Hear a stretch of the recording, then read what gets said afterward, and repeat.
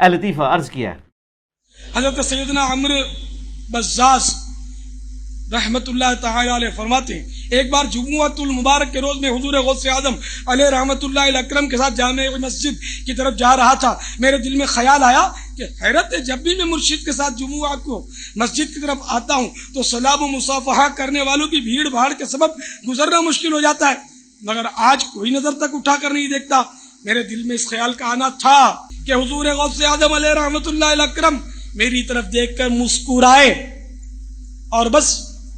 پھر کیا تھا، لوگ لپک لپک کر مصافحہ کرنے کے لیے آنے لگے، کہانی دست بوسیاں شروع ہو گئیں، یہاں تک کہ میرے پیر و مرشد کے میرے دل میں آیا کہ اس سے تو وہی حالت بہتر تھی کہ میں تنہا تھا. تو دل میں یہ خیال آیا، آپ رحمت اللہ تعالی علیہ نے مجھ سے فرمایا، اے یہ تو ہجوم کے طلبگار تھے، تم جانتے نہیں کہ دل میری مٹھی میں ہے، اگر چاہوں تو اپنی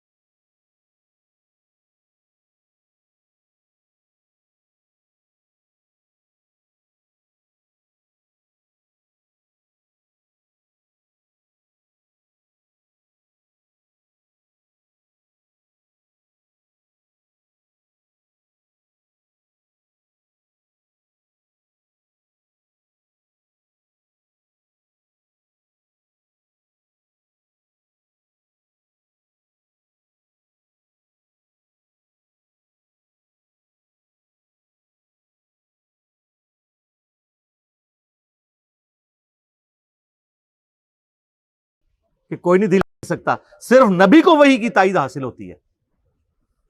پھر آپ نے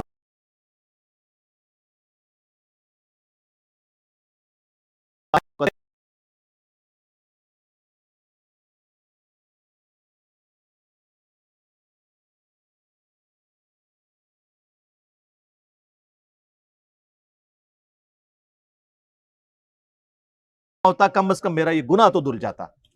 ہوئے ہوئے اسامہ ابن زید عام بندہ نہیں. صحیح بخاری میں حدیث ہے کہ نبی علیہ السلام زانوں پہ ایک طرف حسن ابن علی کو بٹھاتے تھے تو دوسرے طرف اسامہ ابن زید کو، حضور کے بچوں کی مانت، پوتا حضور کا صلی اللہ علیہ وآلہ وسلم. میں نبی علیہ السلام کو اپروچ نہیں کرتے تھے تو اسامہ ابن زید سے سفارش کرواتے تھے. وہ جو بخاری مسلم میں حدیث ہے، جب فاطمہ نامی عورت کی چوری کا مقدمہ آیا اور نبی علیہ السلام کو سفارش کی گئی، وہ بھی اسامہ کے ذریعے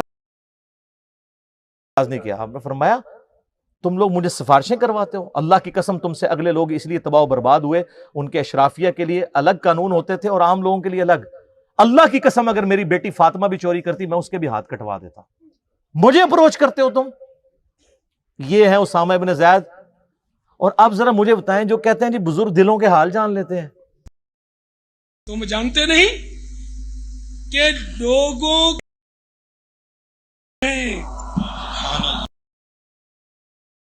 تو اپنی طرف مائل کر لوں اور چاہوں تو دور کر دوں. آپ رائے ونڈ چلے جائیں، آپ ملتان شریف چلے جائیں، کسی بھی شریف جگہ پہ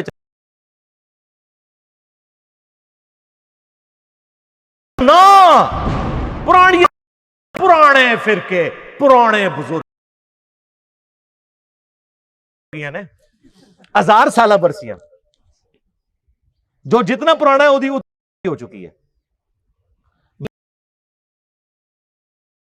مشین ڈیزائن کا یا اسٹرینتھ آف مٹیریل کا ایک فارمولا میکینکس آف مٹیریلز کا لکھ کے دیتا ہوں کاغذ کے اوپر، کوئی دنیا کا بزرگ مجھے دیکھ کے پڑھ کے بتا دے.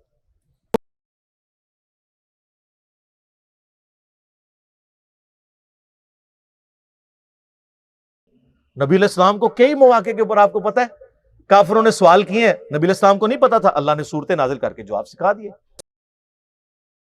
موسیٰ اور خضر سکھایا، اسلام کی بایوگرافی سکھائی، متعلق سکھایا سورۃ الکاف میں. وہ ایک دیوبندی مولانا بیٹھا ہوا ہے، کوئی مجہول ہے، میں مفتی اعظم امریکہ ہوں. دیکھو کتنا گستاخ ہوا ہے. وہ کہتا ہے یہ تو اللہ کے نبی کے سامنے ہو تو وہ بھی فارمولہ نہیں پڑھ سکتے. تو یہ انجینئرنگ کا فارمولہ نہیں پڑھ سکتا، میں نہ پڑھاؤں یہ انسٹرومنٹ ایسی، جب تک میں نہ بتاؤں. آپ کا آئنسٹائن بھی آ جائے، نیوٹن بھی آ جائے، آپ کے سارے سائنٹسٹ بھی آ جائیں، تو پھر وہ قرآن کی آیت تو نبی کی تلاوت نہیں کر سکتے. نام یاد انجینئر ادبی پر میں کہوں کہ نبی، تو نبی بھی آپ کا فارمولہ نہیں پڑھ سکیں گے، تو خدا نہ خواستہ آپ نبی کی اتھینٹسٹی کو چیلنج کر رہے ہیں. آپ جس انجینئر فارمولے کی بات کر رہے ہیں، نبی کے سامنے لکھ کے بتائیں، نبی پڑھ لے گا؟ عقیدے کے اوپر کلمہ پڑھ کے مسلمان ہو، بے شرم انسان. یہ میں اپنی ذات کی خاطر نہیں کہہ رہا، یہ تو حضرت عمر ہوتے تو پہلے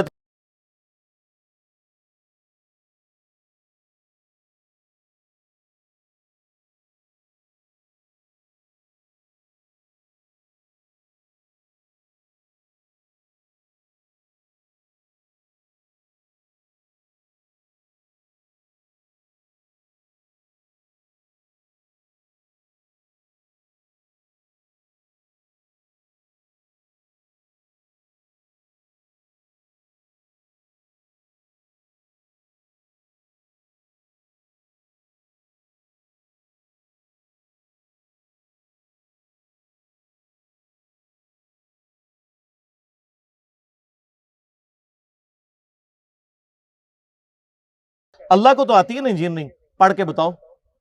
تم کہتے ہو ہم دلوں کے حال جانتے ہیں، ہمیں کشف القبور، وہ بھی کہانیاں. صحیح مسلم میں حدیث ہے، بخاری میں بھی اس کا کچھ حصہ ہے. ایک مدعم نامی غلام تھا نبی علیہ السلام کا، خیبر کے موقع پر نامعلوم تیر لگا، وہ شہید ہو گیا. صحابہ نے کہا سیدھا جنتی ہے. آپ فرمایا تم جنتی کہہ رہے ہو، اس نے تو مال غنیمت کی ایک چادر چرائی تھی جو آگ کی پہنا دی گئی ہے اس کے اوپر، میں دیکھ رہا ہوں. تو صحابہ کرام فوراً گھروں کو لوٹے. اگر کسی نے کوئی رسی کا ایک ٹکڑا بھی یہ سمجھ کے اٹھایا تھا نا اس کی تو خیر ہے، وہ بھی لا کے مال غنیمت میں جمع کروایا کہ یہ سر وہ لوگ سمعنا نہ تھے، سننے والے اور ماننے والے. تو صحابہ کرام کو تو سامنے